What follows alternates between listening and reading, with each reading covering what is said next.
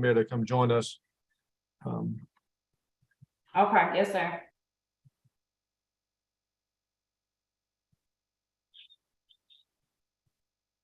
Very good. Good afternoon, everybody. Welcome to the March 13, 2023 Public Safety Committee meeting. I appreciate everybody being available. We're on Zoom again. One of these days, I'm going to switch these meetings to in person. I'm quite frankly getting tired of our Zoom meetings. I know maybe have some convenience to a lot of folks, but I think we get a lot better business done if we're live and in person. Councilmember Shealy, I hate to call on you always, but do you mind leading us in even the moment of silence or a prayer? I'd be happy to. Thank you. Let us pray. Our Heavenly Father, we thank you for the many blessings of this day, Lord, the many blessings you have bestowed upon the city of Charleston. We thank you for those who work in public safety, for their bravery, for their willingness to put their lives on the line to promote safety and peace in the city of Charleston, Lord. We ask that you'll protect and guide each one of those, and that you'll guide us in our meeting today and make our actions acceptable to you. For it's in your holy and precious name we pray. Amen. Amen.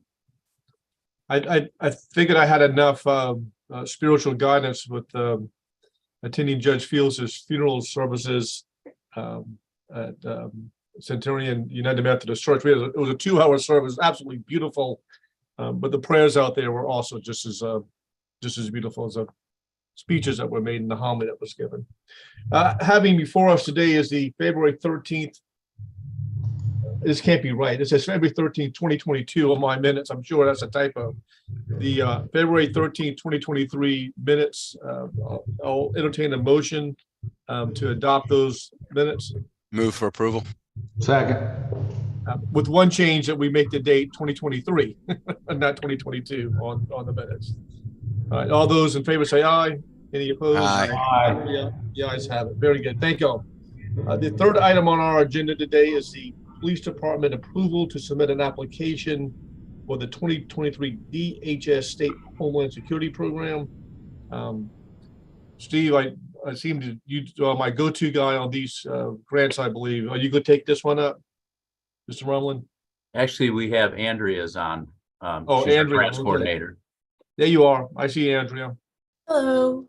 Hi, yes, we're applying for the State Homeland Security Grant that's administered through SLED, and we're requesting $515,000 for 3 barrier system kits that would provide better protection than our current barriers and facilitate easy setup and breakdown of road closures for public events. Okay. I'll entertain a motion to adopt item 3. So moved. Second. Okay. Any questions or discussions about this grant? All right, seeing none, all those in favor signify by saying aye. Aye. Any opposed? The ayes have it. All right, item number 4 is a police department approval of a law enforcement assistance and support agreement with the Aiken County Sheriff's Department. This is our standard mutual aid agreement that we have with a number of other agencies. The reason why we're enlisting Aiken is, it's my understanding, they're going to bring one of their EOD canines for the bridge run to help us with the bomb sniffing. Okay. All right, entertain a motion to approve item number 4. So moved. Second. Any further discussion? All those in favor signify by saying aye. Aye. Aye. Any opposed? I think that the Charleston Police Department is trying to outdo the Charleston Fire Department on extending their boundaries outside of the Tri-County area. Do we have an MOU, Chief Curry, with Isle of Palms, I think? Isn't that right? That's correct. We just added Isle of Palms. Yeah, I remember doing that. All right. Item number 5 is the review of the research agreement between the University of South Carolina and Charleston Police Department to work in collaboration to conduct a formal external review and assessment of progress on the racial bias audit.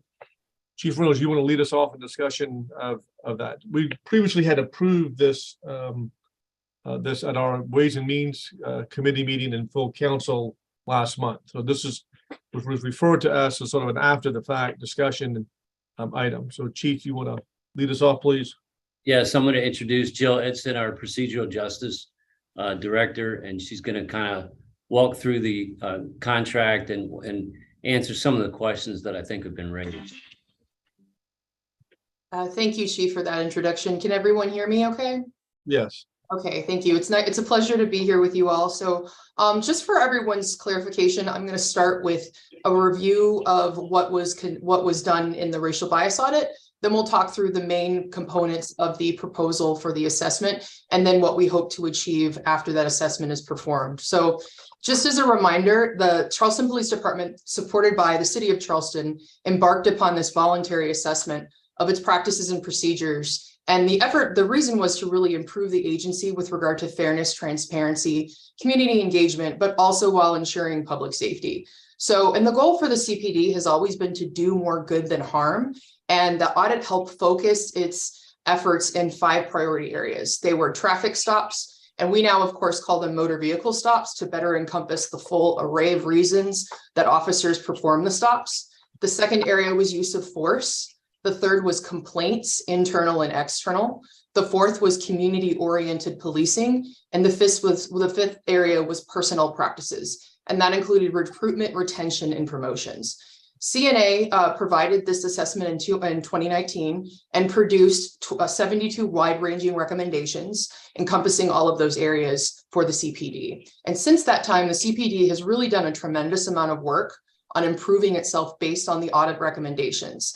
And some of these include practice changes, for example, increases in the cite and release efforts as opposed to custodial arrests, policy changes, most recently encompassing the evolution of its constitutional issues and stops policy, improved training, for example, the awareness training that covers a variety of topics like bias, stereotypes, and communication, and then improved data, which is a more comprehensive collection of information on certain areas, including more motor vehicle stops and the use of force to support better analyses. So it is at this point where we are currently, where the first stage of the implementation of the work is concluded. And so that's set a really good foundation to bring in a party to do a thorough assessment of the work that has been done to date.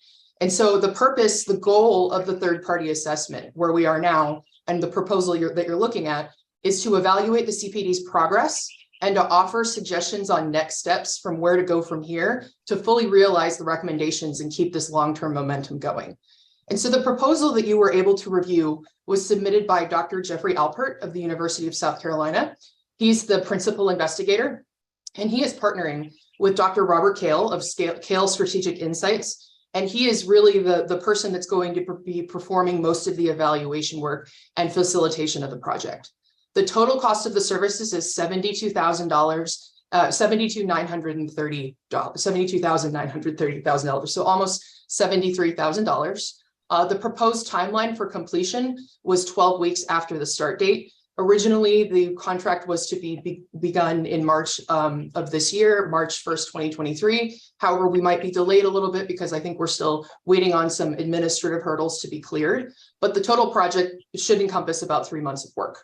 So in my opinion, as someone that has done research studies in other areas with outside parties, this is a very comprehensive scope of work, and it includes collecting and analyzing both quantitative and qualitative information before providing a report.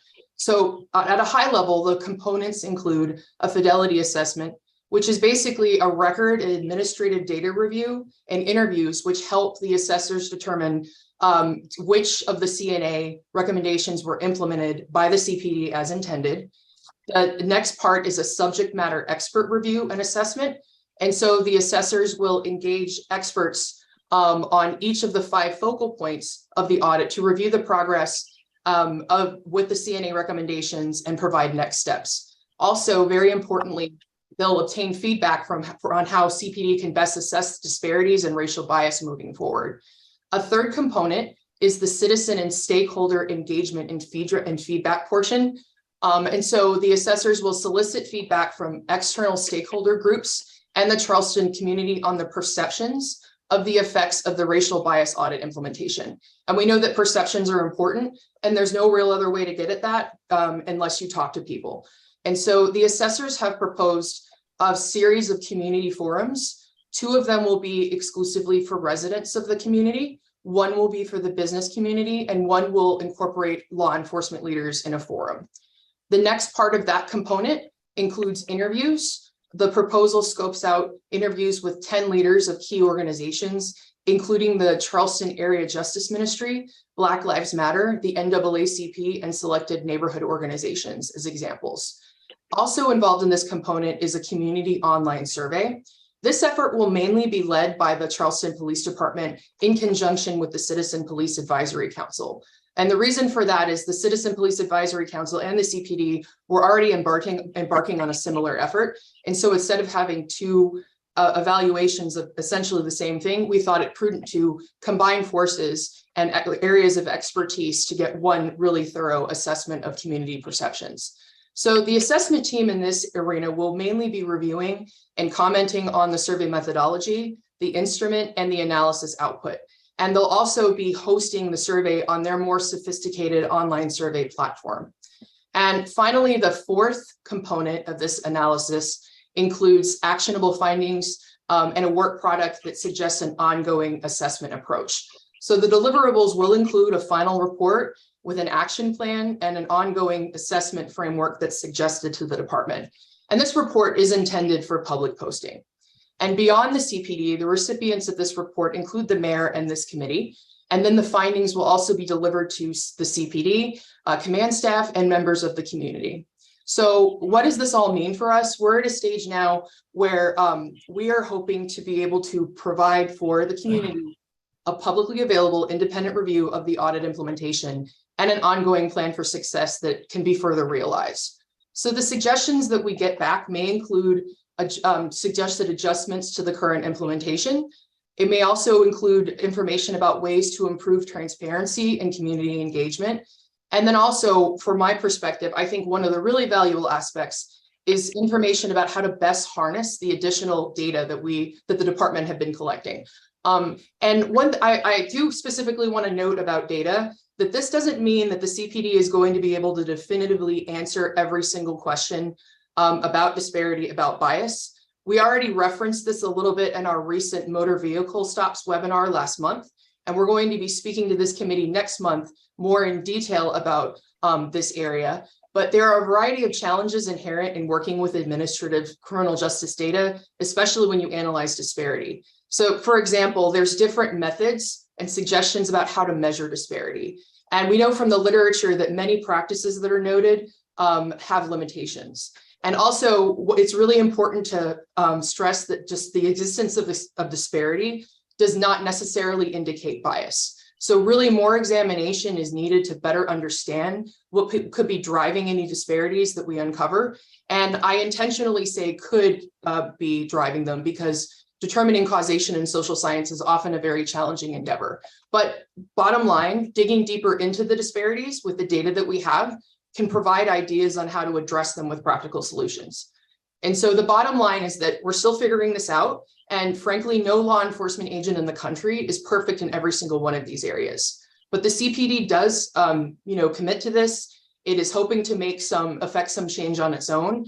However, in certain circumstances, broader changes may require the assistance of other city agencies and community partners, and certainly will not be realized overnight, but something that we can work towards in the future. So in conclusion, this is the path that we're on, and the work is not finished, but the CPD does pledge wholeheartedly to engage in this work and publicly provide information about where it is and what steps are next.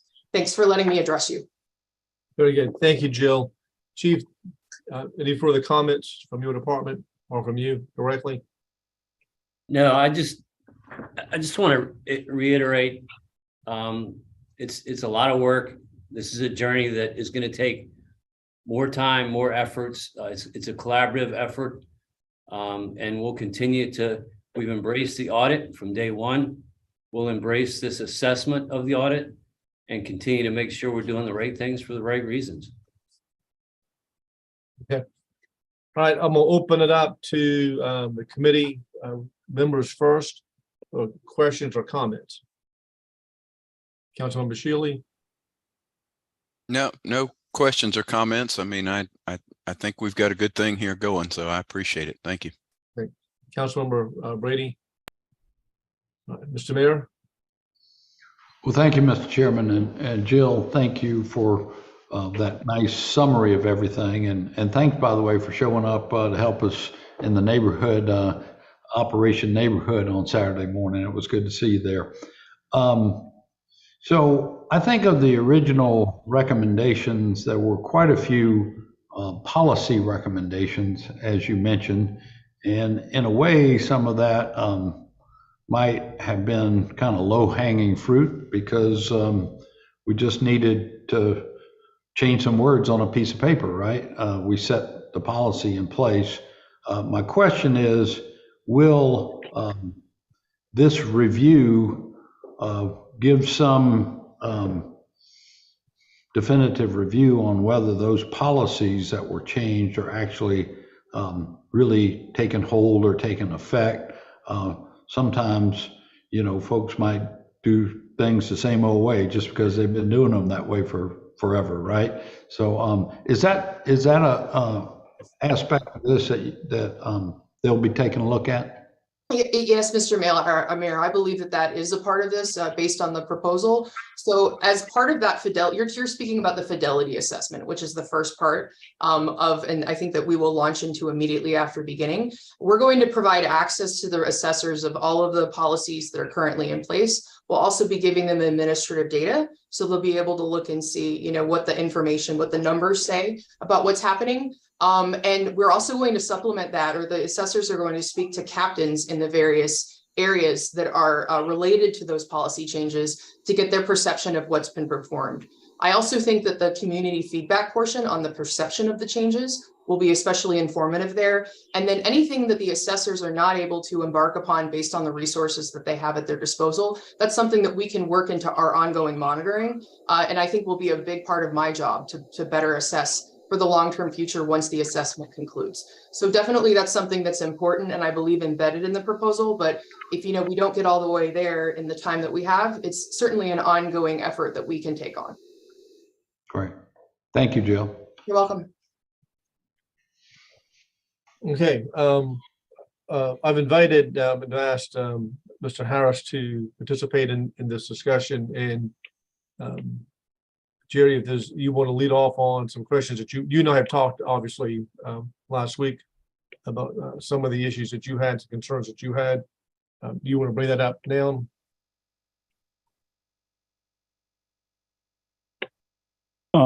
Thank you, Mr. Chairman. Members of the committee, good afternoon. Chief, how you doing? Jillian, good to see you.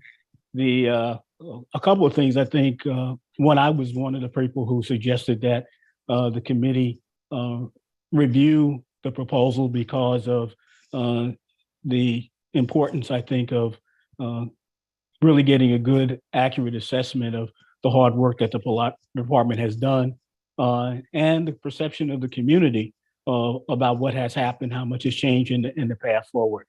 A couple of questions. The University of South Carolina is under contract with the department already to do work around the racial bias audit. What's the relationship between that contract, which is extended January 24th by the council, and this contract?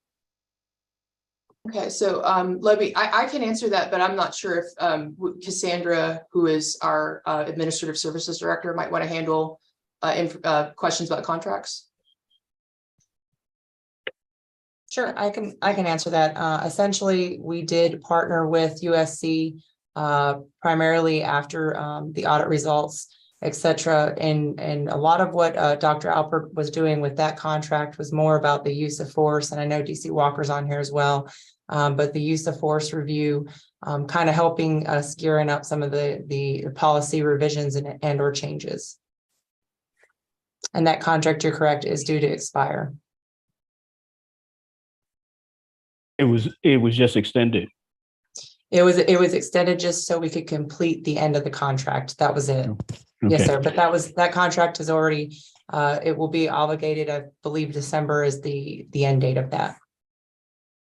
I'm sorry, December this year. Yes, sir. Okay, December 2023. Yes, so there will be some overlap between the two.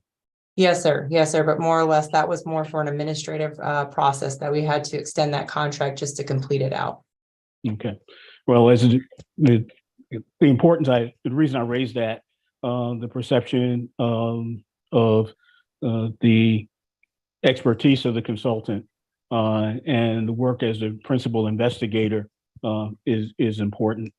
Second question, the proposal supporting documentation is on the letterhead of Kale Strategies Insights and not University of South Carolina. What's the relationship between Kale and University of South Carolina? Is it a contractual? Is that a separate contract, a subcontract?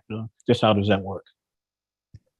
Yes, sir. So they, many of these universities are able to subcontract out for, especially when we're talking about specialized services as such as this. So essentially, we are partnering with USC, who then can subcontract out to other different SMEs and or expertise. They can also subcontract out to other various university organizations. And, you know, clearly this is not really my specialty. However, for example, you'll notice in the proposal, they do mention another Clemson University researcher that's very widely known throughout the this line of work. So they do have the ability to tap into so many multiple resources that really just going to one place, like one stop and shop, you're not going to really be able to tap into those different contracts or services. Again, I'm asking these questions. So there's the questions that the public have asked, and I just think it's important for it to be on the record. Were there small women and minority business enterprise requirements attached to this contract? No, sir, but we did do an RFP process prior to, which was last year. And that yielded, I know Jill kind of mentioned that a little bit in her review, but that yielded not a large response. We do reference the MWBE reference list that the city does have.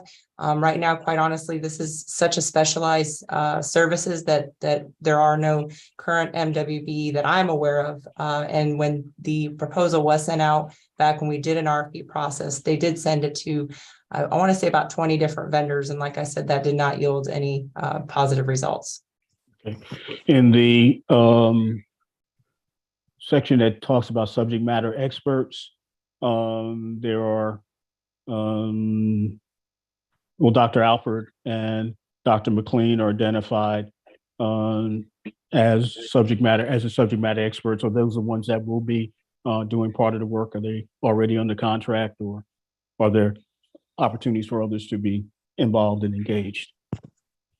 Essentially, as the principal, USC being the principal, they can subcontract and or seek out other SMEs and or personnel if they want to utilize them in this project. That is an option. I think they tend to like to put the actual principal SMEs in here. So there's an understanding as far as the budget expected and then pay and expectations.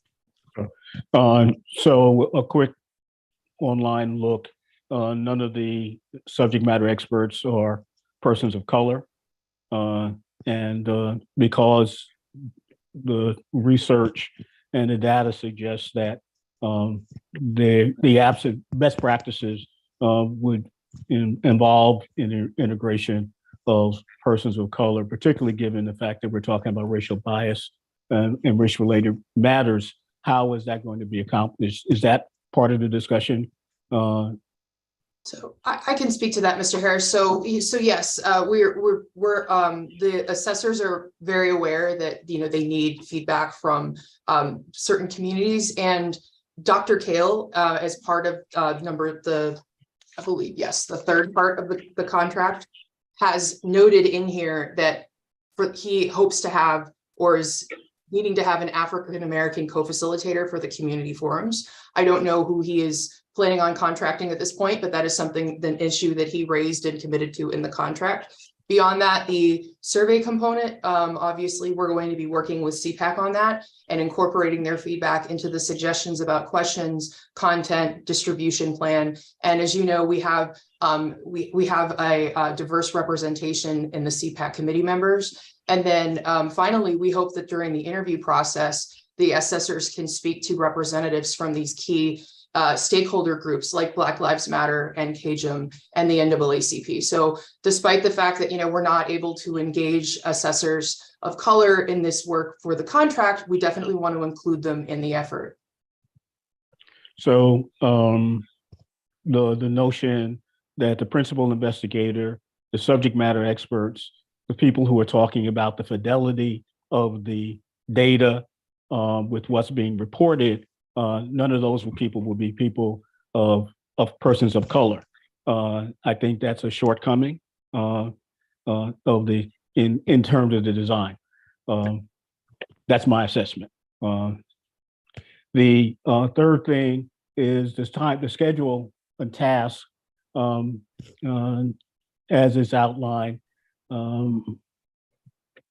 does not, well, my recommendation is, for example, around the outreach for the forums and the like, that CPAC be involved in that aspect and not just the survey. I also suggest that the Human Affairs and Racial Reconciliation Coordinator be involved in the process, perhaps even looking at the schedule, the week one calls for an kickoff meeting. I suggest that representatives of CPAC and Human Affairs and Racial Reconciliation be involved in that, because that will suggest and to folks that there are other eyes other than the department involved in this activity, giving it another level of transparency. There is also another suggestion in looking at the fidelity question of data. Your predecessor in your position did a lot of work. I would suggest that she also be interviewed as part of that phase one activity. So there's continuity of information between what she was doing and what you're doing. I think that's an important step. And also around week 11, well, throughout the schedule, there'll be kind of updates, I'm certain, from the consultant, the lead team, and the department. I would suggest that the CPAC and HARC be part of those briefings. Okay, so if there are concerns that are arising, at least from our perspective as we go through this process, it can be voiced to the researchers, so that can be part of the work, not just at the tail end. So those are a couple of suggestions and observations. Thank you for your responses. Thank you. And Jerry, thank you for formulating those questions. I know that you were getting input from other folks and other agencies and other organizations to help put those together. I think those are all very important questions. And part of this committee's review is to make sure that we've got outside folks asking these kinds of questions, and we want to be transparent on how this process is going to work, and transparent on the process itself as it unfolds. Jill, let me just go back and ask some very basic fundamental questions. So, and not necessarily get too close into the weeds with all of this, but this is more of my edification and for the public to understand how this is going to actually work. So we have those recommendations that CNA presented to the department. The department has reported that we have implemented, or I hate to use the word check off, but the majority, the super majority of those things, and there are a handful that are a work in progress. So our contractor, Dr. Jeffrey and his team are going to look at those reports from CPD and verify those representations that we have indeed checked off those implementation items. Correct. Correct. Okay. Yes. And, yeah, and he's going to look. They're going to look at the background data of that to confirm what we have done. certainly, and this is part of my conversation with Mr. Harris last week, certainly there are a handful, if not, I don't want to put a number on it, but a good number of them that are going to require us to make sure, and I think you commented about this a few moments ago, that just because we have successfully implemented one of the recommendations, there are certain recommendations, and I'm speaking about this in general terms, that are going to require ongoing review. It's one of those things that just because of the nature of government, nature of policing, that we're going to require ourselves that just because we have checked that box off in 2022, that's something that's going to be subjected to review for 2023 and 2024 and things of that nature. And you're nodding, so I'm getting an affirmative from that. And I think that is critically important that we separate those kind of categories so that while there are certain things that have maybe a once thing to do, there are those other items that will require us to make sure that we're following up from either quarter to quarter, month to month, or year to year, whatever that may be. That's important to make sure. And I think that's part of the dashboard is going to reflect that public dashboard that has a reporting part on that. Am I correct on that as well? I see Deputy Walker is nodding his head as well. So I'm asking these kind of layup questions just so the public is fully aware that we're not going to just rest on our laurels with this follow-up audit, that there are other things that we need to be doing from time to time, right? Yes, Mr. Chair, I believe that to be accurate. I believe that this is actually a good time for me to be involved in this process because this will help me kind of scope out my role in an ongoing monitoring procedure for what's happening when. And I think that this will provide a good foundation that for the important areas that have to be monitored on a monthly basis or a quarterly basis. And I'm not quite sure at this point what the format in which that information will be provided to the public, but I'm sure we'll find a way to make that information available and make sure that we keep our eyes on the things that are readily important and that, over time, we have to just keep checking back to make sure that we're performing as intended. Okay. And just follow up, and I see that Councilmember Sacred, I'm going to give him a chance to chime in a few seconds. And also, I got an email from KJM with about 5 questions. I don't know if have y'all seen that email? Yes, sir. Okay, all right. I'm going to be calling you at some point to address those. This is getting into the weeds a little bit more with this as well, but we have talked about our stakeholders, Black Lives Matter, KJM. Mr. Harris has mentioned CPAC and Human Affairs Resources, the HARCC Commission. Give us a little bit more of an in-depth of how you view their involvement with this. How do you technically will look at, certainly we're going to be meeting with them, but we're going to have more of an open forum discussion with them, sharing this data and getting their feedback from that. Sort of explain that to me a little more in more depth. So my understanding based on the proposal is that there will be one-on-one interviews with stakeholders from those groups. That's part of the stakeholder engagement process. So that will, and those will obviously be qualitative. So there'll be probably free-form responses. And then the parties will be able to share whatever perspectives they have with the assessors.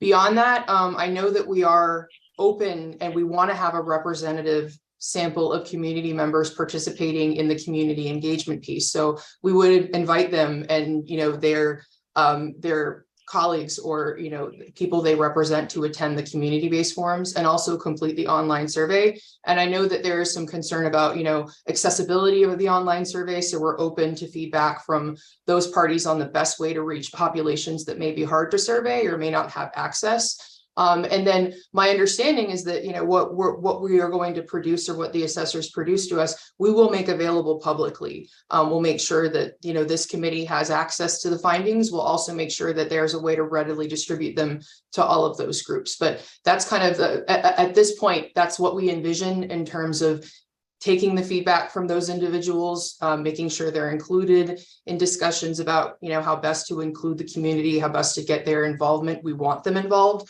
And then obviously we will make sure that whatever we receive from the assessors in terms of their recommendations and suggestions that we produce and we post in for the public's review. Okay. Let me yield to Councilmember Sacklin. You don't remember the committee, but I certainly do welcome your question and input, Councilmember. Thank you, Chairman. I think most of my questions were answered through Jill and Jerry's question. So Jill, thank you for kind of a great overview. And I just want to say two comments and then one question. One is, when you look at other regions around us in the Low Country, we're kind of leading in this effort. So I want to make sure that folks that are listening, and we've got a lot of folks that are critical, and I've been critical, and Councilman Bowden, who's not on, has been critical, and we're asking good questions. But I do want to just frame this, that I appreciate the work that's getting done, and I recognize that there's other municipalities that aren't digging into this work. So thank you for that. Number two, in terms of community stakeholder engagement, I'm really happy that you guys are thinking that through. And I would just make sure, the comment I would make is make it as robust as possible. I think there was some comments from Jim about online not working, like online forums, and I would disagree with that. I think it needs to be in-person community meetings, but online forums do work. And the old adage, or the old thought that no one has access to this stuff is not true anymore. I mean, everyone has access to a phone. In fact, 98% of our population has phones. And so I would just say, make it robust, give folks many avenues to contribute. The last piece really is the question about the external review assessment and that team. I think Jerry had made a mention about it not being diverse. Can someone just explain to me the development of that process and how folks got on that assessment team and why, I guess, why didn't we think about making it diverse, more diverse than it is? Okay, thank you for your question. I do want to just briefly address the comment that you made previously about the forums. The two community forums that are planned are supposed to be in person. So just we'll make sure that happens. Regarding how the assessors develop their list of subject matter experts, I know that in practice, normally in research communities, you basically have certain people that are well known in an area of expertise, and you may have worked with them previously, and so they're people that you can engage with and work with. However, I can't speak for the evaluators in terms of how they made those determinations, but generally, based on availability, based on subject matter expertise, sometimes you're limited in terms of who you could select. But I don't want to speak for them. I'll just say that I know that often you don't have the wide range of options that would be ideal in those circumstances. Chairman, can I have a follow? I mean, I guess Yeah, sure. I don't need an answer today, but I would like an answer on why those decisions were made, because it just seems to me to be a misstep not to have, we're doing a study on racial bias, not to have diversity on that team seems to me to be a misstep. And we do have content matter experts, one of which is on our call today. So I guess I'd like an answer at some point. It doesn't have to be today on the thought process and the lack, I guess you said the lack of content matter experts available. Or just there may only be certain individuals that are available to be contacted and within the networks of the parties. Yeah. Thank you. You're welcome. And Jill, Mr. Chairman. yeah, if I could. hold on 1 second, Jerry. So Jill, if there is the availability to ask that or answer that question by tomorrow's city council meeting, that may be helpful as well. Okay. Yes, sir, Jerry. Okay. Zara. So just, and we all know this, there's affinity bias and network bias. And in this situation, this particular situation, I think I agree with Jason. It may create a credibility problem for us. And even though we're down the road on this, I think it is something that needs to be addressed. And given the context of which we have, without holding up anything, 90 days is a short period of time to get the work done. I know professors have their time allocated, so we don't want to hold things up, but we need to figure out how to overcome this hurdle, because I would not want the absence of diversity in the technical assistance team, this expert team, to be cause the community to think that this is not a credible process. Jill, while we're on that subject, and maybe some clarification would be a benefit to us. This team, this expert team that we've been circling around with these questions, what is their primary function? My understanding is they're going to be engaged in the process of looking at the policies. And I think they're going to be working with the captains in certain areas to interview them and to get, their perception of the audit, and then to talk about best practices within the literature or within their particular field. And I would specifically be interested in getting their assessment of how to evaluate the data. So that's kind of my selfish interest in engaging them.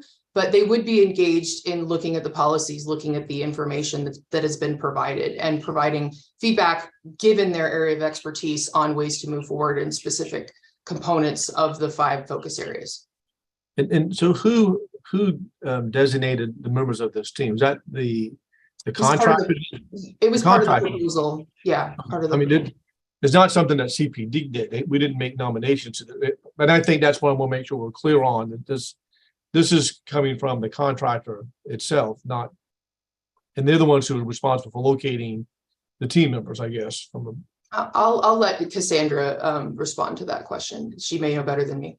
Sure, Councilmember Shade. Essentially, like I said, we reached out to our resources when we got that first bid process back and realized it was just not palatable or feasible.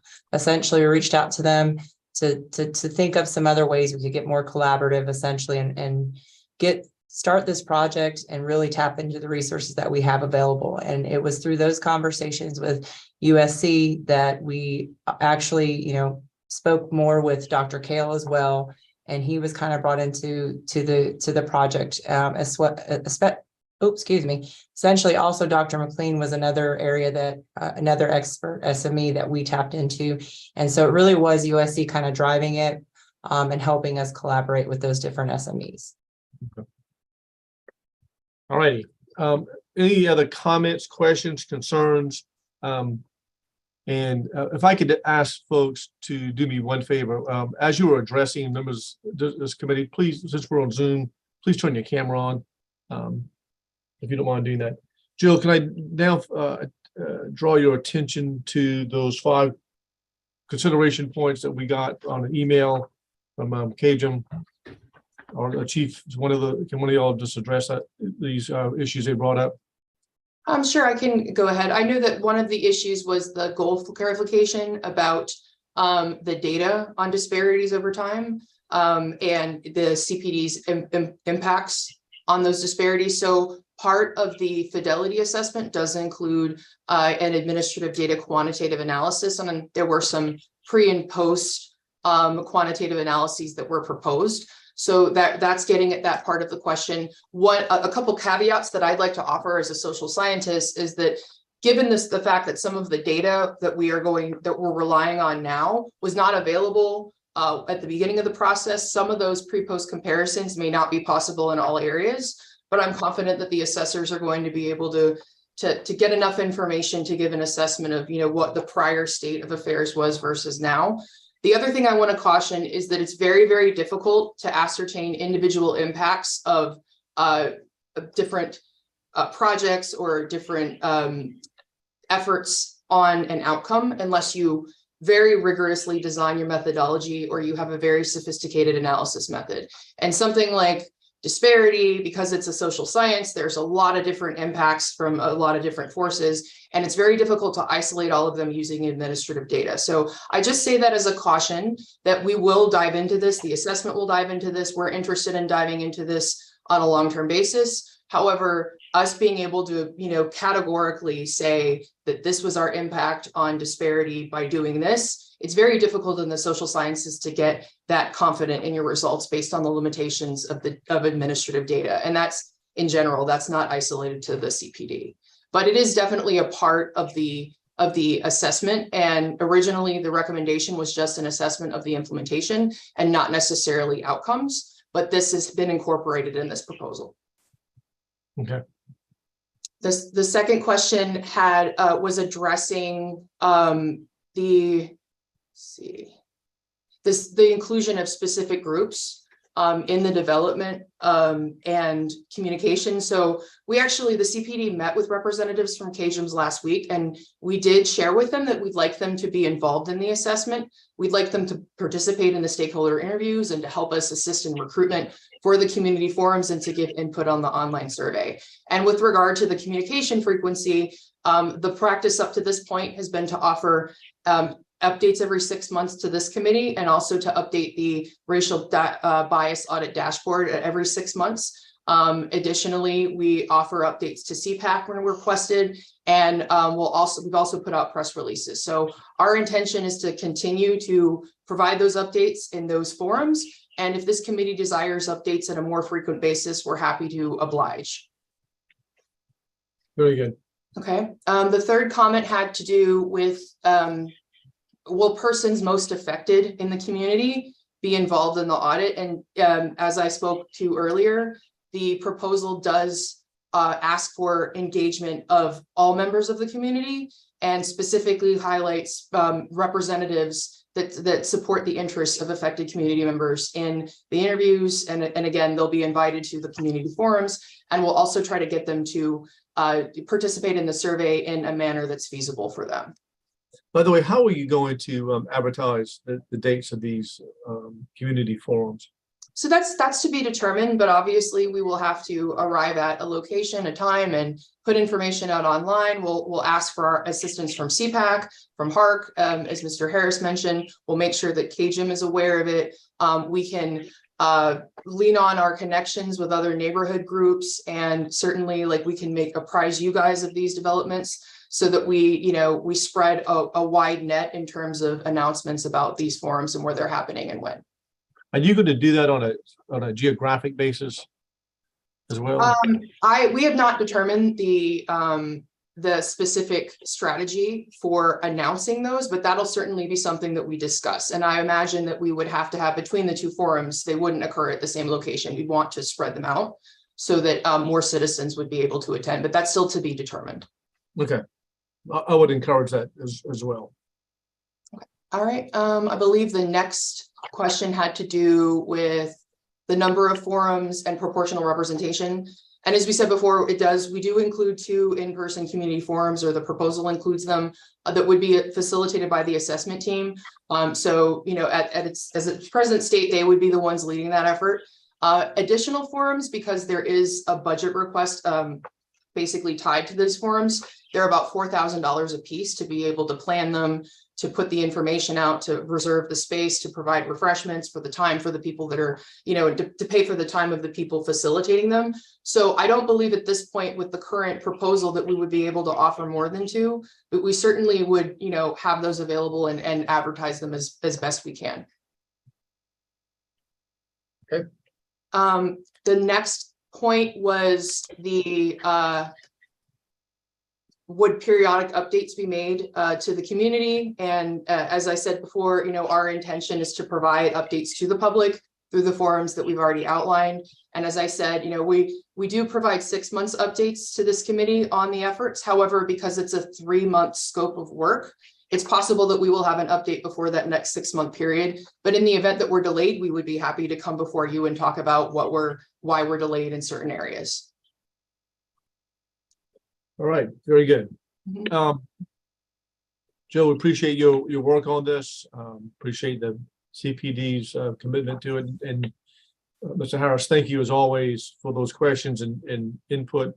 I think that's always very important to hear from you and from that commission as a representative. Any other questions, concerns, comments before we move on? This was just to review that contract after it had been approved. So Jill, your next contact with us will be, when do you expect? We'll be meeting before you at your April meeting. We'll be providing a presentation on we'll be talking more about disparity and benchmarking and provide some information about the data that the CPD has collected independently prior to the audit evaluation starting. Okay. All right. Very good. Thank you all so much for y'all's in-depth review of this and your responses, Joe. We do appreciate how this is unfolding. I hope we've answered a lot of the concerns that the public may have had with this process, and also from our council, some of the questions and concerns that they had. And hopefully we'll see you tomorrow so you can sort of give us a synopsis of this report to the full council tomorrow. Thank you. Yes, yes, I presume, right? Yes. Sir. Okay, very good. All right. There be no further questions or concerns on item number 5. We'll move on to item number 6. Thank you all very much again for your participation. Item number 6 is a fire department approval to submit an application for the Homeland Security Program, grant amount of $82,000 for a collapse search and rescue team. Chief Curry, there you are. Okay, I see you. Do you want to lead us off with that discussion, Chief? Certainly. Good afternoon, everybody. Basically, it's a grant that we apply for every year and typically we receive. It's to replace equipment with the already existing search and rescue team that we have in the fire department. And the grant application covers a couple of different areas. We'll just move over to it. It's the replacement of tools that we would use in a building collapse. It's safety equipment and training primarily, and there's no match involved. Okay. Move for approval. So second. Somebody? Second. Thank you, Mayor. It's like, being on Jeb, you got to push that button to give the question. Any further discussion or any questions concerning this grant application? Seeing none, all those in favor signify by saying aye. Aye. Aye. Any opposed? The ayes have it. Very good. All right, Chief, go give us an update on where my favorite pet project of you and I have talked about ad nauseum. But I do want to see how we're going to handle this and we can make any progress on it. So, Certainly. So, fire masters. Pardon? Yeah, I'm just for the record. This is on the board of fire masters. Absolutely. So, since the last time we spoke, I did have a quick conversation with Chief Reynolds and members of his team to talk about aligning the Fire Master project along with the Citizens Police Advisory Committee. Talking about the pros and cons of doing that, I think one of the things that came up is that with a formal committee, there are challenges sometimes in achieving a quorum for the committee. So I noted that, and then I talked to Jennifer Cook in the clerk's office and asked her if we established the Board of Fire Masters as a standalone regular committee, what would the workload be for her team? And the response I got from Jennifer was that they're pretty much at or over capacity right now for trying to handle committee meetings. So her would be something that is not a formal committee. So I've gone down the road of looking at an informal advisory committee that would help me align the fire department's non-emergency efforts with the activities, with our activities and the community's expectations. So to achieve that, I've initially talked to 3 different people. One is Chaplain Spike Coleman with St. Andrew's Presbyterian. One is Reverend Christine King, who's in Ardmore, Reverend Rich Robinson with Coastal Crisis Chaplaincy. The idea I've talked to them about is to meet on a quarterly basis and discuss the expectations and the needs of the community versus what the Charleston Fire Department is currently doing, see what we're doing well, see where the gaps exist, and then work as best we can with the scope of our mission statement, work to close that gap. So we initially have a first meeting penciled in the first part of next month. And at that point, the four of us would get together and talk about how we need to complete the group. I certainly don't want the group to be so large that it can't be done, but I also want to make sure that it's a diverse group and that the major geographic areas of the city are represented. That's where we currently stand. Okay. Well, let's see how that turns out. Let's give it a test run, I guess, for back with a lot of bit of description, but let's give that model a test run, see how that works out. I don't want to put this together for the sake of having people just meet for the sake of meeting and having coffee and donuts, but if it's productive and if it's useful to the overall mission of the fire department, let's see how that works out. And then you can give us an update after y'all's first meeting and where you think this will lead us. Absolutely. Okay. Anybody else have any questions for Chief Curry about his proposal? All right. Very good. All right. Then Chief Reynolds, you want to lead us off on the discussion regarding the Forensic Services Building being renamed? We have your memo. Good. Okay, I'm just going to be brief and just say that we talked about renaming the Forensic Services Building after the director, Judy Gordon. She's been here almost 40 years. She has taken our forensic services mission, footprint, efforts around the world. She's actually goes to other agencies and helps them with their accreditation. And she's learned a lot from them and brought those ideas back here. She was the one who really had the vision for and worked with BFRC and the architects and others to actually craft and create our current modern facility, which has grown in its responsibilities to include ballistics testing and very soon in the near future, she's in the process of getting DNA testing. There's so many things that she's done and accomplished that I couldn't even cover it all in this discussion. But everybody I've talked to would say that she exemplifies all the things that are good about our police department, about our city, about our mission, and about what we accomplish. Not the least of all, which is integrity, working and commitment to others over selflessness, expertise, persistence. She formerly had, as you know, a lot of different facilities all over the city, and she was able to kind of get those together in one place with this new facility. Her team is very, always has high morale, high productivity, great outcomes. They've done some amazing things as experts in the courts in terms of very difficult and challenging cases. She has a great relationship with all of her partners, state, federal, and local. And I'll stop there, but I think that we all agreed that she would be a wonderful, I'm not big on naming buildings after a person, but I do believe in this case, it's worthy. And I think to kind of give her flowers, if you will, while she's still here, while she's alive, and she can really benefit from that. That's what we kind of discussed and what led us to this place.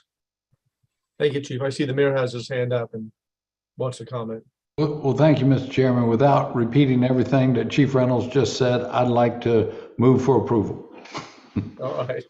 She's well deserved. She just Second. We wouldn't have that forensics building without Judy. No question about it. And I think we got a second from Councilmember Shealy. Yes, sir. Very good. Any further discussions, questions, concerns? All right. Seeing none, all those in favor signify by saying aye. Aye. Aye. Any opposed? All right, the ayes have it. Very good. Thank you, Chief Reynolds and Mayor, for bringing that to our attention. I received an email and some discussion with Councilmember Saccharin regarding a Charleston Police Department force who was killed in the line of duty.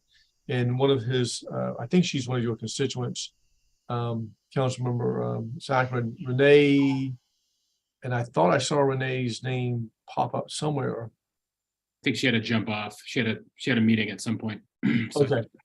Can you give us a little bit of background on what she was questioning about and wanted us to pursue? Sure. Thank you, Chair. So I appreciate the opportunity to share this. Renee Harvey is a constituent of mine. I have reached out to Chief Reynolds, and I believe Mr. DuBose is on. We had a meeting with William Grutzik. I'm not sure if that's how you pronounce it, but Grutzik from the PD. Long story short, Renee is a constituent. She has grown up in Charleston, fondly remembers our mounted police force. And I'm just thankful that you all brought that back, because folks in Wagner Terrace and that part of the peninsula that live around Hampton Park Terrace love to see it out and have fond memories. When she was growing up, there was a horse that she would see at the stables. The horse's name was Moonshine. Moonshine was struck by a drunk driver in West Ashley in 1994 in the line of duty. Subsequently, the New York Times did a story on this. So if you all do a little Google research, it's actually pretty fascinating. So the big things that we're asking for is a proper burial for Moonshine, to find out where in Hampton Park Moonshine is buried, as well as maybe possibly finding out where some of the other horses are buried. We're told some are in Brittleblank, some are in Hampton Park. So the two things that we're trying to determine is a proper burial memorial for Moonshine and some of the other horses that died in the line of duty. And number two, finding out where Moonshine is actually buried in Hampton Park. But at first, when Renee reached out to me, my impression was, this is certainly an important thing to look after. But after talking with Mr. DuBose and Mr. Grutzik, and just doing more research, we should treat these horses as fallen heroes. I mean, they're part of the police department, and sadly, Moonshine died by a drunk driver in West Ashley. So, I guess my request of this is to ask PD and myself and Renee to try to work. Again, Mr. DuBose mentioned that we do some sort of work with CFC that could help identify where the horse is at Hampton Park through some sort of sonar or whatever they use. We had this discussion. And then number two, Renee's happy to help spearhead this, to help raise some money to put a proper burial memorial plaque at Hampton Park for Moonshine, and I would say some of the other horses that died in the line of duty. I have to say that the name Moonshine strikes me as kind of odd for a law enforcement horse. Yes. But I suspect maybe Moonshine had his name before he was adopted by CPD. But I didn't realize that there was a New York Times article written about Moonshine. So I need to go follow that up and see. But you're right. I mean, these horses are beloved, and they do serve a huge community service for a lot of reasons, and we just re-implemented that program. I understand. I'm surprised to hear that horses were buried locally. That had to be quite an undertaking to create a burial ground for these animals. They are huge animals, and I can imagine that the technical part of doing all that had to take some undertaking. And Chief Walker, you're nodding a little bit, so I'm presuming you have some more inside information on Moonshine, or? No, Councilman. Unfortunately, that's well before my time here in Charleston and CPD. So I'm learning just like everyone else is. So fascinating story. So can we just get an update, maybe within a month's time, and work with? Do we have Renee's contact information? Yeah, Renee and myself and Mr. DuBose were on a call, as well as Mr. Grutzik from the police department, and I think we're simply just wanting recognition from this committee to basically charge PD with starting to figure out how to identify where Moonshine is buried, and then partly number two is raising some money with our Parks Department to place a proper memorial or plaque somewhere in Hampton Park. I think the mayor had his hand up too. Mr. Mayor, is your hand up on that from the prior discussion? No, this one again, if you don't mind. Thank you, Mr. Sure. Chairman. So I would like to advise council that we hope to have a pretty amazing artistic addition that honors horses. It may be a gift to the city that we could acquire later this year. And my initial thought is to have this it's going to be a sculpture at Hampton Park. And of course, that relates to the history of Hampton Park as being a racetrack for horses. Right. And we will have a great opportunity, Councilmember Saccharin, along with that statue, to do just the kind of memorialization that you're referring to here. It could come together quite nicely. So stay tuned. I'll be able to let you all know a little more about that when we confirm the gift.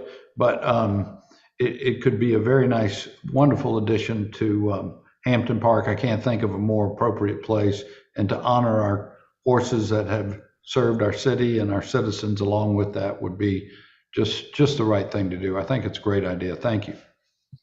I see Councilmember Brady has his hand raised, and then I get back to the chief. Yes, thank you, Mr. Chairman. I had just a quick question, and maybe haven't seen it or we don't have it, and that was kind of what I wanted clarification. Do we have a memorial for our fallen canine officers? I don't know. That's actually why I raised my hand. If I could, I just wanted to thank Councilmember Saccharin for initiating this with Renee. Sergeant Gritzik is leading our current mounted patrol, and Sergeant Dubois is kind of our historian. He's actually, since I've been here, Craig has gotten 3 new officers' names on the wall in DC and on our wall here in Charleston. So even our officers, our fallen heroes, was not up to date. It is now. We're doing some new things in headquarters in our training room. And it's interesting, Councilmember Brady, that you connect this to canine, because canines are very similar in that they are heroes. They are beloved. They are the ones that are typically on the front edge of our toughest, most difficult challenges and problems. And no, we do not have a current wall for our canines, but I would love to have it. And when Councilmember Saccharin brought this to my attention, I immediately said, yes, please, we're all in. And I would add that to canine. And our foundation, Lens, is actually looking at ways that they can pay for dog food and medical bills and other things when they get retired. The family typically adopts them, but we as a city don't necessarily have funding for those things. So our foundation actually is beginning to do some things there, which I think is really important. And so I'm all in. I think it's very worthy to be very well received. I see 0 negatives and a lot of positives to doing more in these areas. Just as a matter of curiosity, Chief, what is the service span of canines? How long do we keep them in service? I'd say maybe 8 years. It really kind of depends on the breed. Sometimes less, sometimes maybe a little bit more, but that's probably that's longer than I expected, quite frankly. Yeah, there's, as you know, extensive training to get them fully operational. They have to get certified, and they're pretty. It's amazing the talent that the handlers and the dogs have here in the city of Charleston. They're actually starting to train within the region, and so there's a lot to that program. They just had something in North Charleston at the Coliseum, a ceremony for, I believe it was the Aviation Authority, one of their dogs. And we had representation there, and it was really nice. And so I do believe there's a lot more we need to do. I think it's a great opportunity. It's kind of something that we are missing right now. Very good. Councilman Brady, you raise your hand again.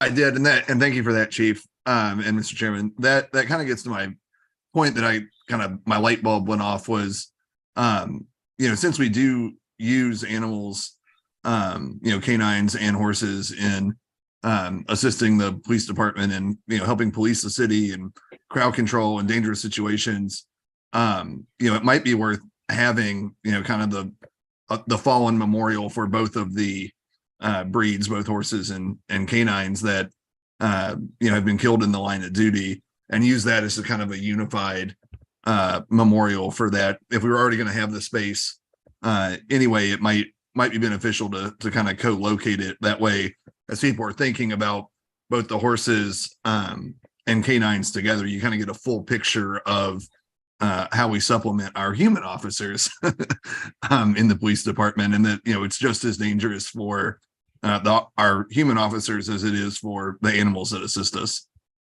Yep. Good idea. Good discussion. So, Councilman Sacker, I'm going to call on you to give us a update in about 30 or 60 days, if that's okay with you. Well, I guess I want to try to understand what I'm updating. I know the mayor had mentioned that there's a kind of. You volunteer for something, we're going to drag you in. So Yeah, I'm fine to help. I'm just want to make sure I know what I'm being asked to do to update. So are we waiting on Mayor? Can I get with you to figure out what that could potentially look like at Hampton Park, and kind of dovetail to Councilman Brady's piece around the canines? Sure. Get with me offline. Okay, absolutely. And we'll commit to doing the heavy lifting. Councilmember Sager and I, we can do the research. We can kind of meet with our handlers and help with all the research and do the hard work of getting that together. Well, thank you, Chief. One last piece. There is already an existing plaque at Hampton Park. So this speaks to this effort actually was started at some point. There's like 5 horses on the plaque, but the plaque is buried behind some trees and it's really not that visible. So at some point, the city initiated this. We just haven't kept up with it. So I like Councilman Brady's idea of combining the canines and the horses. And I will be back in 60 days or 30 days, Peter, with an update. So thank you for indulging me. By the way, I'm getting text messages. Are we canceling the real estate committee meeting? Or we just moved it to 3:30? I show it at 3:30. Okay, for some reason I got something on my phone popped up said it was canceled. I'm not sure what that meant. Anyhow, all right. One last item I wanted to bring up, and I've had the pleasure of interacting with Animal Control Officer Courtney Bales recently. I've gotten several questions, concerns, complaints of our friendly alligator popping its head out of a ditch over by fire station number, I think 11. This is like the second time I think that this alligator has been coming around, and the 10-foot alligator. So I just wanted to give the public some idea of what we're doing with this thing and the limitations that we have regarding this. And Officer Bales, I see you've logged in on us. Thank you. You want to give us a sort of a rundown of your division as to handling these alligators, and what we do with them, and what other options are available? Yeah, absolutely. So hi, everyone. My name is Courtney Bales. I'm the supervisor of the Animal Control Unit. I've had the privilege of speaking to the councilman here a few times about this particular alligator. I guess he's caused quite a stir. I don't know if we have some, I guess, non-local people that aren't used to seeing alligators in such close proximity to houses. But we're in the South. We have them. One thing I stress to people, any alligator call, is you can pretty much assume that any body of water most likely has an alligator in it. That's just kind of your safety net, is just assume it's there, and better safe than sorry. But just to address what we normally do with alligators, to put it very, very simply, we're not pest control. So we mainly are here to address domestic animal related issues. So dogs, cats, abuse, neglect, nuisance, domestic animals, like aggressive dogs or dogs constantly running at large onto other people's property, things like that. We also do respond to injured and sick or orphaned wildlife. So especially springtime, we get a lot of orphaned raccoons, possums, things like that. But that, as far as wildlife, the biggest part of what we do with regarding wildlife. That's kind of the extent of what we do as far as raccoons in people's attics or under their decks, things like that. Squirrels get the porch. That's the private sector. That is handled by nuisance wildlife company. Goes for alligators. Same idea. It's, some party or citizen determine that it's a nuisance for whatever the case may be. DNR does not really respond much to nuisance alligators unless there was, been bit or attacked, that kind of, but they pretty much leave it up to the private sector. So we have followed DNR's lead on that. And we do the same thing. They issue tags and permits to private companies like Gator Getters, a common one in Charleston, that are issued a permit to be able to handle the alligators. And then they're issued tags, and a tag just means that you have the authority from DNR to go and actually euthanize that animal. DNR does not allow for alligator relocation, which is the biggest reason that this alligator has not been moved yet or at all, is because there's nowhere to take him. DNR, like I said, does not allow relocation, so we have nowhere to take him. Wherever he has placed himself is where he gets to stay until he's decided that he wants to move on to somewhere else, or until someone decides to pay for a private company to come use a tag and remove that alligator, and then there's proper protocol for how to dispose of the animal after that. When we do interact with alligators is when there is an immediate public safety concern, meaning it is in someone's driveway, it's on the front porch, it's in their swimming pool. And most of the time this attracts a pretty big crowd because this is not normal. So we have the public present. We have kids present. One of the ones that I've gone to, the alligator was in someone's yard right next to a bus stop, and the bus was coming in like the next 10 minutes or so, and we were going to have all these kids getting off the bus. So obviously that's an immediate public safety concern. We don't need the public interacting with this animal. It's illegal. And we don't want anyone getting bit. We don't want anyone's pet getting bit. So that's where we come in. We address that. We will move the alligator. We have certain parameters of where we can move that. I say move, meaning it needs to stay on the same property. So, for example, if I am within an HOA, I can put that alligator within a pond within the HOA. I can't transfer from, the HOA's property down the road to someone else's property that has a pond. That's where they define relocation and say that that's not allowed. I can relocate in the sense from this person's property within the neighborhood HOA to behind their house, there's a pond. So I can move it to there and be within the permit that we have been given by DNR. As far as what you do once that alligator's back in the pond, if you want to go down to the water's edge to their territory and walk your dog there, that's on you. I can't stop you from doing that. I would suggest against it. But that's kind of what we stress and what we explain to the public anytime we have an alligator call, and how to safely coexist with these animals. Because like I said, we do have them. We have HOAs love to build ponds in neighborhoods. So we have alligators moving into neighborhoods, and there's going to continue to be that interaction for the foreseeable future. So just if you guys have any questions about like how we interact with alligators, what we are able to do, I wanted to be available to answer those questions or just address anything that I might have missed. Also, Bill, thank you for that. And my district is right up to incorporates Charleston Landing, and sometimes I think I'm in the wild kingdom. We have foxes running around in our, literally, I mean, we see them in the morning. They're coming out of drainage ditches, and raccoons are certainly abundant coming off marsh area.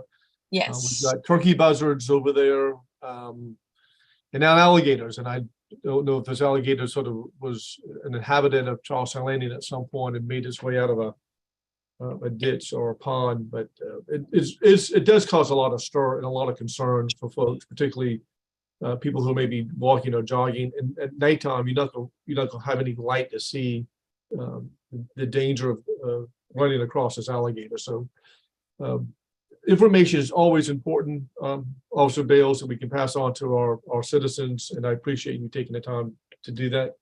Sure, absolutely. Yeah. Chief Curry, I saw that you had your hand up at one point, and this is right next to your fire station. So I don't want any of your firefighters deciding they want to wrestle with an alligator out there. Nor do I. I just wanted to provide the station location. That's fire station number 12. 12. I said 11. I'm sorry, it's 12. Right. So I presume your guys are very much aware of our friendly alligator, and They are very much aware, yes. and I think, didn't we post also Bale some signs? DNR did. I think one of the times I've been, the sign posted to the tree that kind of hangs over that ditch. Yeah, I thought I saw that the other day. But on Saturday I checked, and our alligator friend was gone. I'm not sure what happened to it between Friday and Saturday, but it's no longer there. So anybody else have a question for Officer Bales? And those of us who live in West Ashley, this be more of an occurrence than we imagine, based on where we are located with near creeks and swamps and marshes. And I just presume that these guys are looking for something to eat, and hopefully not a small animal of any sort, that a pet, anything along those lines. So, Officer Bales, thank y'all. I don't see any other. Yeah, Chief, you got your hand up. I just want to take the opportunity to publicly acknowledge Courtney and her team. Very small group of people who do a wonderful job. You can hear from her presentation how competent she is, how confident she is. Every day, it's amazing the number of problems that they solve, the just litany of challenges that they face. And they get really creative, and they do a phenomenal job. And I just, it's emblematic of the great employees we have in our city, certainly in our department. And I can't say enough good about Courtney in particular, and just her passion for helping others, solving problems for the animals that we interact with. You can't teach that. I mean, she's really, really talented, and as you could tell, has a great attitude, and just always is out there getting the job done. And couldn't be more grateful for her and her team. I think, Officer Bales, we sat next to one another at the Salute to the Blue, and you were recognized with another member of your team. Yeah. I can just tell everybody, don't mess with Officer Bales. She wrestles with our alligators, so you don't want to mess with her. So just word of caution. Oh, mighty. Thank you very much for your words. Sure. Chief Curry, you have your hand up. You wanted to comment? Yeah, just very quickly, when Chief Reynolds gave his words of appreciation, I was actually just getting ready to do the same. Most recently at the apartment fire on Mary Ader, I think about 2 weeks ago, I had the privilege of watching Officer Bales and her team work nonstop, moving animals out of the hot zone and transporting them away from the danger area. And I'm not sure where she was putting them, but she was working nonstop. And it's not the first time I've seen her on an emergency incident doing that type of thing. And it's really nice to see. It's just one of those divisions within CPD we don't think much about until you need them. And so part of this really was just to give us a little bit more educational background information. And Officer Bales is very responsive to my calls. I appreciate you doing that, Officer Bales. And yeah. Yeah. All right. We've got another meeting to go to in 2.5 minutes. Mr. Chairman. Yes, sir. Yes, sir. Yep. I'll be quick. I was also going to mention Officer Bales in that I was at those Colonial Grand apartment fire, which was a major fire that we've had since this last meeting. But I wanted to thank a lot of people for this. The cooperation that was done there was just phenomenal. From what I understand, there was no loss of human life or any human injuries at all. And it was just phenomenal to see how Chief Courier works with Chief Lamoureux from St. Andrews Fire Department, and the North Charleston Fire Department was there working along, of course, with our fire marshals, our police, fire, EMS, all the support groups from firefighters, as I said, animal services and Red Cross. It was amazing to see how many people came together and how well organized that was, how quickly they were able to get that fire under control. And you know, the way our police officers worked with people who had lost their home and contents. And I think Captain Christy McFadden was in charge of all that. She did an outstanding job of organizing everything, but it was also kind of cool to see our state-of-the-art drones go into action too. Chief Curry allowed me to see that and see how those things can zero in on where the hot spots are and how to control that fire. Those things are just a game changer. As far as I know, I mean, I'm obviously not an expert at it, but from what I saw, that's a game changer. And I think we're getting our you know, our return on investment from our ARPA funds that were spent there, because it was incredible to see. So I just want to say thank you to everybody who cooperated in that and did an outstanding job of controlling that fire and helping our constituents at the same time. So thank you so much. Thank you, Councilmember Shealy. And unfortunately, we had a fire over in the Palms apartment, I guess, over a year ago. Just been and likewise, Councilmember Shealy, the level of professionalism, coordination with the other fire departments and our police department and other agencies is just really, you hate to have a fire, but it gives us a whole different level of comfort to know that level of professionalism from all of our partners in this. And it's we're very grateful and for our chiefs and the departments that they had. So thank you all very much for all of that. Okay, we got to get to another committee meeting on real estate. I'll see some of you folks on that meeting.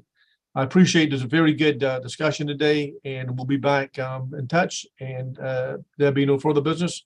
We are adjourned. Thank you all very much. Thank you.